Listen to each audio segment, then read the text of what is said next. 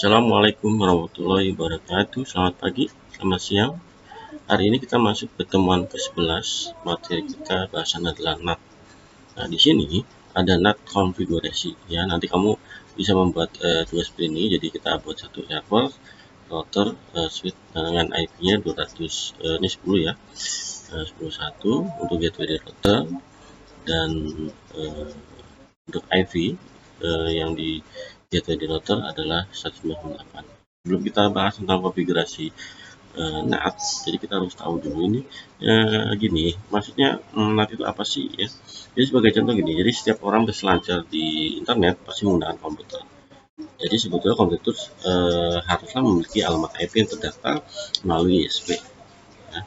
Jadi alamat IP yang diperuntukkan untuk pabrik, artinya pengguna user di sini pengguna user cukup terbatas dan semakin hari jumlahnya mungkin semakin kurang ya. Nah untuk itu hadirlah sistem NAT untuk mengatasi masalah jumlah alamat IP yang semakin menipis.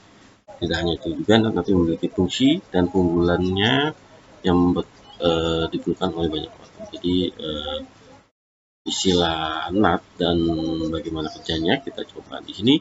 Pada dasarnya adalah NAT (Network Address Translation), sebuah sistem yang menggabungkan lebih dari satu komputer untuk dihubungkan ke dalam jaringan internet hanya dengan menggunakan sebuah alamat IP. Jadi artinya setiap komputer yang di dalam NAT nanti bisa berselancar di internet akan terlihat memiliki alamat IP yang sama jika dilacak ya. Dengan kata lain, sebuah alamat IP pada jaringan lokal akan terlebih dahulu ditranslasikan oleh NAT untuk dapat mengakses IP publik yang ada di jaringan komputer.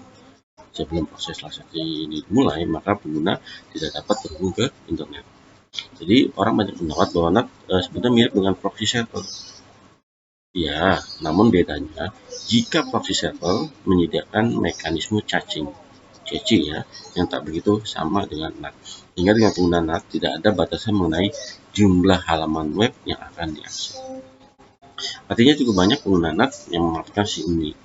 Bisa jadi karena ketersediaan IP yang terbatas, butuh keamanan lebih, atau pula menggunakan NAT sebagai nilai yang lebih fleksibel dalam hal administrasi jaringan.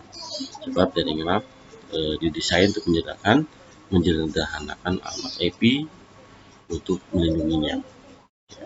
Oke, untuk jenis-jenis NAT nanti ada beberapa macam. Ada NAT statis, yaitu bekerja dengan menerjemahkan semua alamat IP yang belum terdaftar menjadi alamat IP yang terdaftar. Jadi kalau NAT statis nanti biasanya digunakan untuk komputer ingin dapat akses dari luar.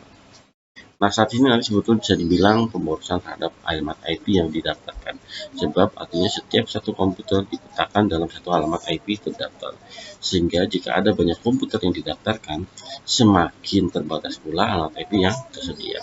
Nah, kekurangan lain dari NAT statis adalah kurang aman dibandingkan NAT dinamis. Sebab setiap komputer memiliki alamat IP tersendiri. Akhirnya, resiko penyusup masuk langsung ke dalam jaringan privat pasti lebih besar. Nah, berikutnya ada jaringan dinamis. Berbeda dengan NAT statis, jadi NAT dinamis bekerja dengan mendaftarkan beberapa komputer dalam satu kelompok dengan alamat IP yang sudah terdaftar yang sama. Artinya sekelompok dengan alamat IP terdaftar yang sama. Sehingga nantinya ada beberapa komputer yang memiliki kesamaan alamat IP yang terdaftar. Nah, keuntungannya menggunakan dinamis tentunya pasti lebih aman dalam penelusuran internet.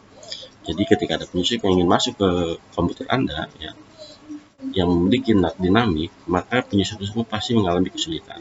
Sebab alamat IP yang diasosiasikan dalam komputer selalu berubah-ubah saat dinamik. Walaupun begitu, NAT dinamis juga memiliki kekurangan, yaitu jika semua alat IP sudah terpenuhi dan terpakai semua, maka jika ada penambahan komputer, lain ya, maka komputer tersebut tidak lagi dapat terhubung ke internet melalui NAT. Ya, berikutnya ada overlapping NAT, yaitu memungkinkan lebih dari satu klien terhubung dalam satu IP publik, namun pada port yang berbeda. Sehingga pada saat NAT menerima permintaan dari klien, ya, nanti dihubungkan pada server, nah kemudian akan menentukan kelompok nomor IP dan port untuk kliennya. Jadi keuntungannya menggunakan overloading, walaupun sebuah nomor IP tidak digunakan, namun masih bisa dipakai untuk klien lain sebab berada pada port yang berbeda. Ya. Berikutnya ada overlapping NAT. ya. Jadi bentuknya dilakukan secara dua arah. Artinya jika terdapat nomor yang sama, maka alamat publik dan lokal ya. Jadi untuk kembali NAT itu agar tidak terjadi konflik, maka NAT berubah nomor IP publik menjadi nomor yang tidak terdapat dalam jaringan lokal. Nah, berikutnya kita bahas tentang fungsi NAT ya. Oke, jadi fungsinya pasti bisa melakukan penghematan terhadap IP legal yang disediakan oleh ISP. Contohnya misalnya di home atau apa ya. Oke, mengurangi adanya duplikasi alamat IP dalam jaringan. Berikutnya, ketika terjadi perubahan jaringan, jadi menghindari proses penyelamatan kembali. Berikutnya, penambahan fleksibel yang tumbuh ke dalam jaringan internet ya. Terus ada ISP-nya di sini ya. Oke, berikutnya melakukan peningkatan terhadap keamanan sebuah jaringan. Ya, jadi dibandingkan dengan aplikasi alternatif seperti proxy, penggunaan NAT memberikan fleksibel dan performa yang lebih baik.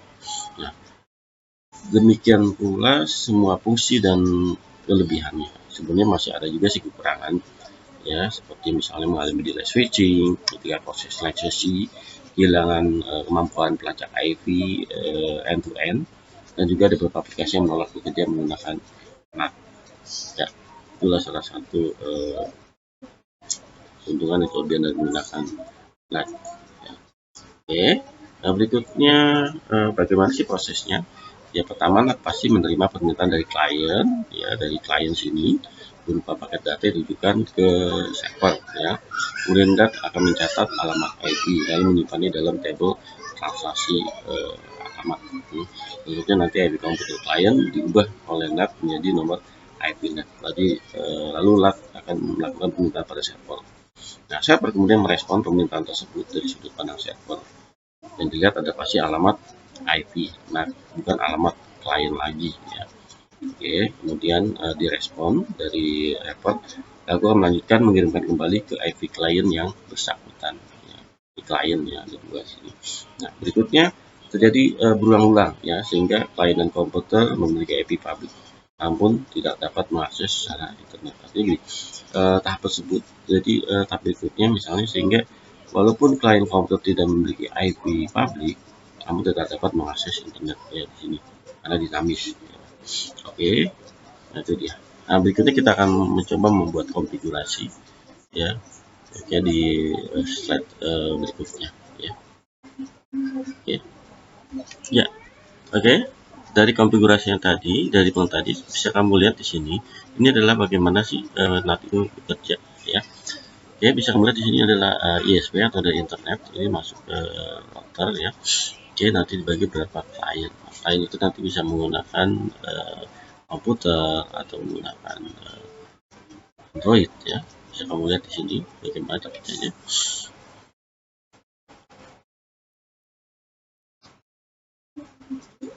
Ya, oke. Bisa kamu lihat di sini.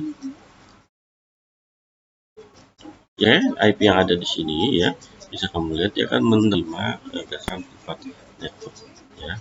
Nanti tinggal dari alamat IP dari ISP itu satu bisa digunakan oleh beberapa klien. Oke, begitu aja pertemuannya. Nanti video berikut kita buat konfigurasi NAT ya. Oke, selamat siang, selamat malam. Assalamualaikum warahmatullahi wabarakatuh.